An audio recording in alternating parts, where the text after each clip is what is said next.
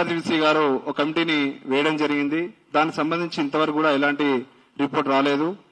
రాకుండానే ఈ మధ్య కాలంలోనే ఒక యూట్యూబ్ ఛానల్ సంబంధించినటువంటి ఒక ప్రజాప్రతినిధి ఉదయం తన మార్నింగ్ న్యూస్ లో మాట్లాడుతూ అసలు డేటాబేస్ పాస్వర్డ్ సంబంధించినటువంటి కంట్రోల్ ఆఫ్ ఎగ్జామినేషన్ దగ్గర ఉండవు, డైరెక్టరేట్ ఆఫ్ యూనివర్సిటీ ఎగ్జామినేషన్ దగ్గర ఉంటాయి. ఆ డైరెక్టర్ ఆఫ్ ఎగ్జామినేషన్ ఎవరైతే ఉన్నారో వాళ్ళు రెడ్డి కులానికి సంబంధించినటువంటి వాళ్ళని అవాస్తవాలని ప్రసారం చేయడం జరిగింది. వాస్తవానికి డైరెక్టర్ ఆఫ్ అడ్మిషన్స్ JNTH గా ఆ రోజున ఎస్టీ మహిళా ప్రొఫెసర్ ఉన్నారు. కానీ అబద్ధాలని అవాస్తవాలని ఒక ప్రజాప్రతినిధిగా ఉండి ఆ విధంగా ప్రచారం చేయడం అనేది దాన్ని కూడా మేము తీవ్రంగా ఖండిస్తా ఉన్నాం. నిజంగా ఒక బీసీ మహిళకో ప్రొఫెసర్కో లేకుంటే ఇంకేమైనా SC/ST BC సంబంధించినటువంటి ఎవరికి అన్యాయం జరిగినా ప్రజా సంఘాలుగా మేము ముందుండి కొట్లాడే వాళ్ళం.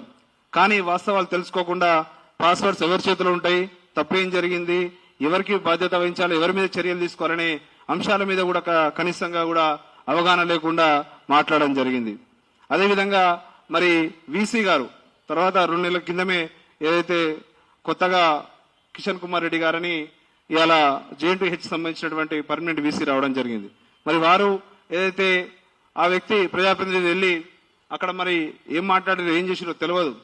కానీ మళ్ళీ సేమ్ పొజిషన్ లో కంట్రోల్ ఆఫ్ ఎగ్జామినేషన్ ఎవరైతే ఇంతకుముందు ఉన్నటువంటి ఇన్ఛార్జ్ VCగా తీసేశారో వారినే మళ్ళీ కూడా తీసుకోవడం జరిగింది, రీఇన్స్టేట్ చేయడం జరిగింది.